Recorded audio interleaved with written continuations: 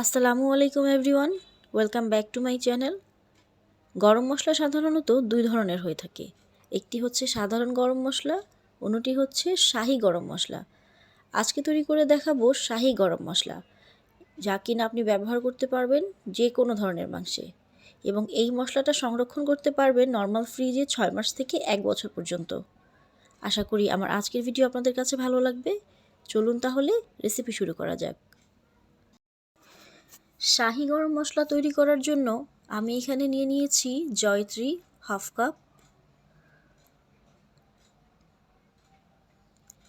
সবুজ এলাচ বা সাধারণ এলাচ নিয়ে নিয়েছি হাফ কাপ পরিমাণ, 3-4 টুকরা দারচিনি নিয়ে নিলাম, 2টো জায়ফল নিয়েছি,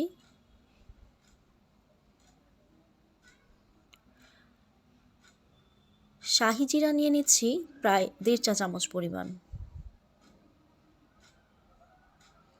স্টার মশলা নিয়ে নিয়েছি 4-5টি, পিপল নিয়ে নিয়েছি 7-8টির মতো। এই মশলাটা অনেকটা গোলমরিচের মতো ঝাঁঝালো হয়ে থাকে। তেজপাতা নিয়ে নিয়েছি 4-5টি। আমি এখানে দারচিনি এবং তেজপাতাটা পরিমাণে কম নিয়েছি, কারণ এগুলো আমি রান্নায় আলাদাভাবে ব্যবহার করব। কালো বড় এলাচ নিয়ে নিয়েছি 7-8টি, সাদা গোলমরিচ নিয়ে নিয়েছি 1/3 কাপ, কাবাব চিনি নিয়ে নিয়েছি 1 চা চামচ পরিমাণ।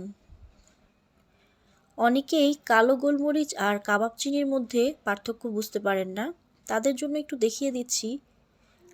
কাবাব চিনিতে একটা লেজের মতো শক্ত একটা অংশ থাকে, যা কিনা কালো গোলমরিচে থাকে না। ব্যাস এই কয়টি মশলা দিয়েই আমি তৈরি করে নেব শাহি গরম মশলা।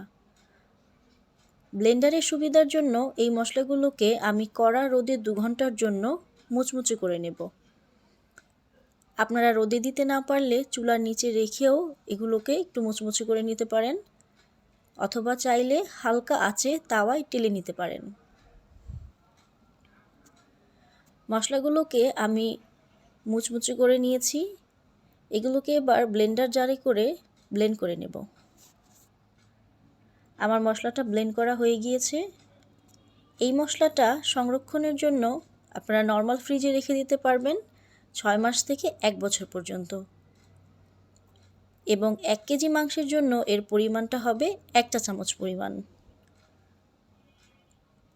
আশা করি আমার আজকের ভিডিও আপনাদের কাছে ভালো লেগেছে। ভালো লেগে থাকলে অবশ্যই লাইক দিয়ে চ্যানেলটিকে সাবস্ক্রাইব করবেন। সবাই ভালো থাকবেন। আল্লাহ হাফেজ।